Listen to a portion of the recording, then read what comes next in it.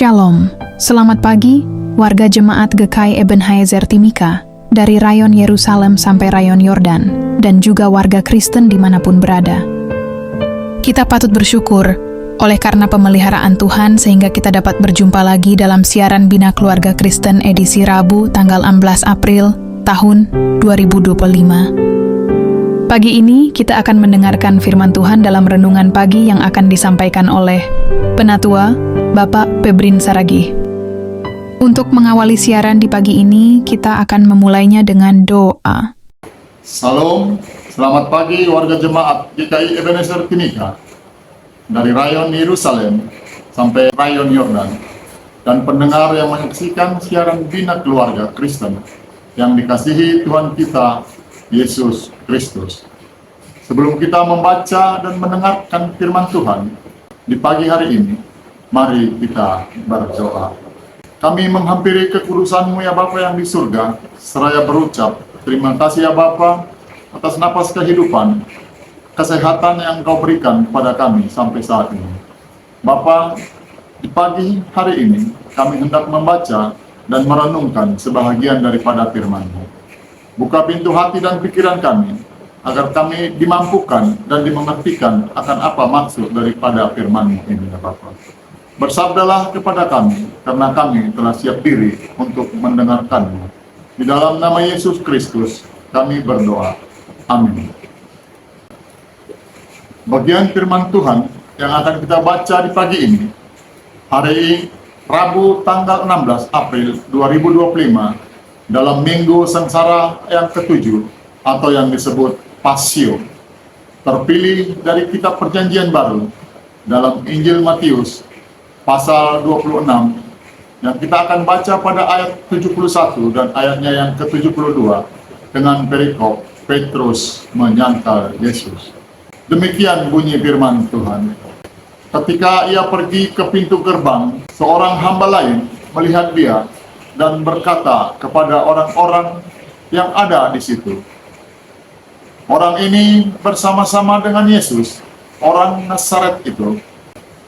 Dan ia menyangkalnya pula dengan bersumpah, aku tidak kenal orang itu. Yang dikatakan berbahagia adalah mereka yang mendengarkan firman Tuhan dan memelihara serta melakukannya dalam hidupnya setiap hari.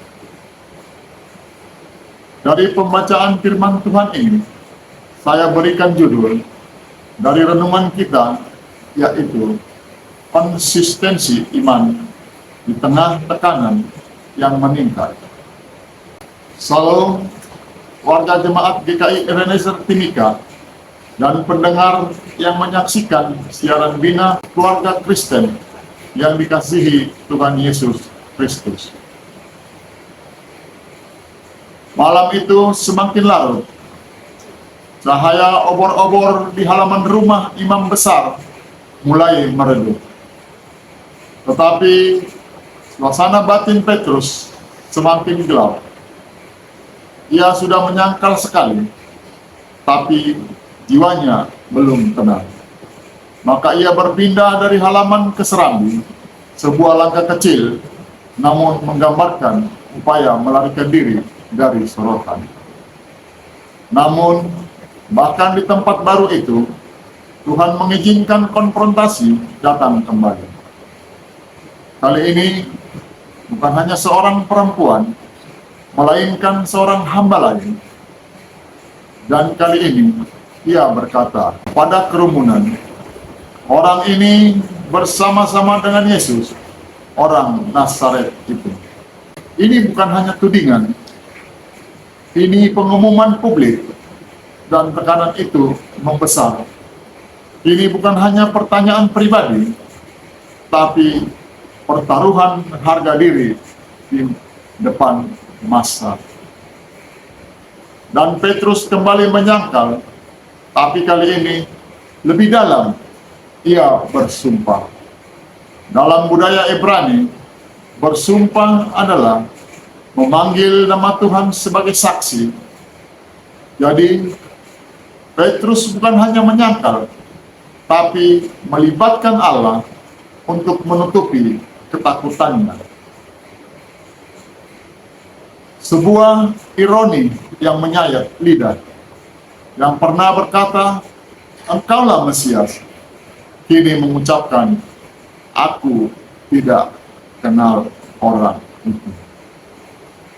Perhatikan, bukan hanya tidak mengenal Yesus, tapi tidak kenal orang itu. Petrus bahkan tidak menyebut nama Yesus.